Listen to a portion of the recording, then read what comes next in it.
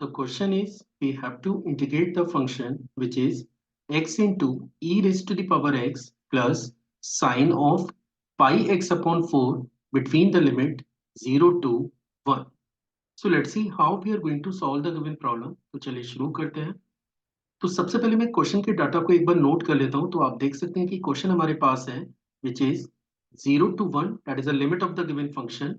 और फंक्शन आपके पास है x into e raise to the power x plus sine pi x upon 4 into d x. तो यहाँ पे आप इजीली चेक कर सकते हैं कि वी हैव टू फंक्शंस। पहला फंक्शन है x इंटू ई की पावर x, जो कि दो फंक्शन के प्रोडक्ट से बना हुआ है, जिसमें पहला फंक्शन x है और दूसरा e की पावर x है। और जो दूसरा वाला जो फंक्शन है वो सिंपली आपको साइन पाई एक्स अपॉन 4 दे रखा है, जिसका इंटीग्रल आप डायरेक्टली यूज कर सकते हैं। तो सबसे पहले मैं इसको दो पार्ट में ब्रेक कर लेता हूं, क्योंकि दोनों जो फंक्शन है वो थोड़ा डिफरेंट फंक्शन है। तो पहला फंक्शन बनेगा 0 to 1, that is x into e की power x into d x. और सेकेंड वाले पार्ट को आप लिख सकते हैं 0 to 1 into sine of pi x upon 4 into d x. तो जैसा कि मैं अभी आपको बता रहा था कि इस पार्ट को तो हम डायरेक्टली इंटीग्रेट कर सकते हैं। तो जो भी हमें वर्कआउट करना है केवल इस पार्ट पे वर्कआउट करना है। अब अगर आप फर्स्ट फंक्शन को चेक करें तो ये एक्चुअली दो फंक्शन के प्रोडक्ट का कॉम्बिनेशन है। मतलब यहाँ पे जब आप इस फंक्शन को इंटीग्रेट करेंगे तो आपको यहाँ पे u into v method apply करना पड़ेगा, which is the product rule. और इसके लिए मुझे सबसे पहले तो पता होना चाहिए कि अगर दो फंक्शन प्रोडक्ट में है तो उसको हम लोग इंटीग्रेट करते कैसे। तो सपोज पहला फंक्शन आपके पास u है, सेकंड फंक्शन आपके पास v है।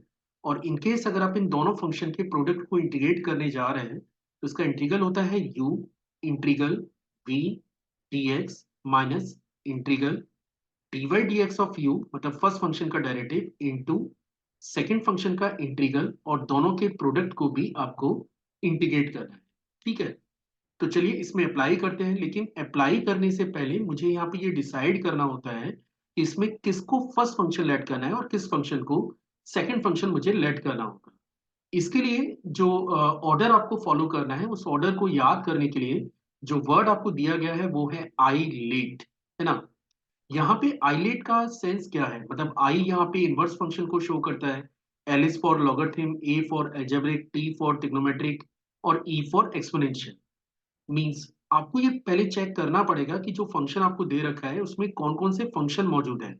और जब आप उनके ऑर्डर को डिसाइड करें तो हमेशा आपको ये ऑर्डर फॉलो करना है।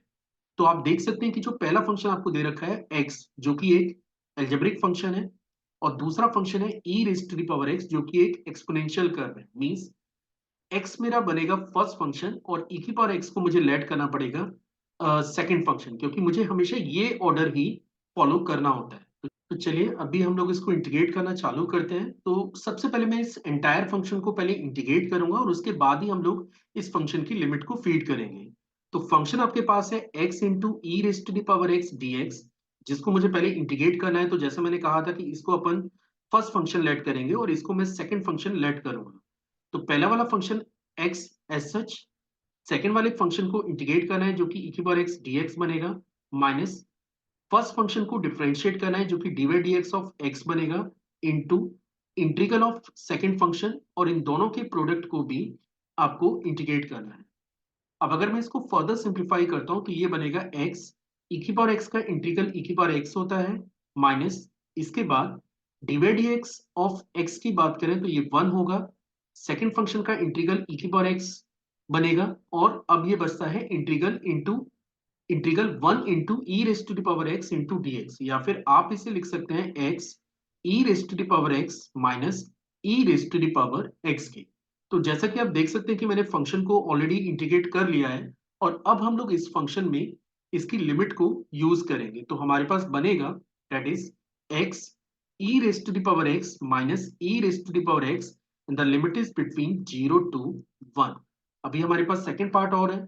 सेकेंड पार्ट हमारे पास है 0 to 1, 0 to 1 which is sine pi x upon 4, pi x upon 4 into d x. चलिए अब इसको फर्दर सिंप्लीफाई करें। तो पहले यहाँ पे आप अपर लिमिट डाल दीजिए, तो ये बनेगा 1 e raise to the power 1 minus e raise to the power 1।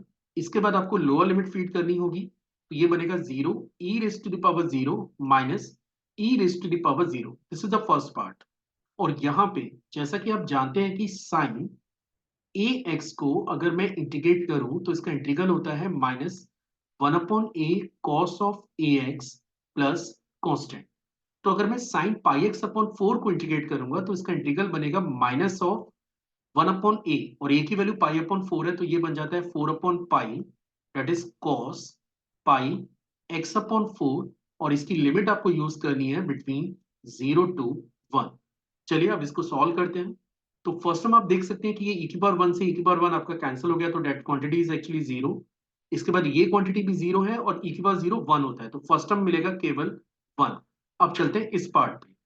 Minus के 4/पाई आप चाहें तो कॉमन ले सकते हैं, और जैसे अगर आप इसे कॉमन लेंगे तो फर्स्ट टर्म मिलेगा कॉस पाई/4 and the second term is cos 0। चलिए ये वैल्यू भी यूज करते हैं। Now this will become 1 minus 4/पाई, 1 माइनस 4/पाई। कॉस पाई/4 की बात करें तो ये वैल्यू 1/√2 होती है। कॉस 0 की बात करें तो ये वैल्यू 1 के बराबर होती है। अब इसे हम लोग लिख सकते हैं 1 माइनस 4/पाई√2 प्लस दैट इज 4/पाई, या फिर ये मिलेगा 1 प्लस 4/पाई माइनस 4/पाई√2। And this is the answer for the given problem.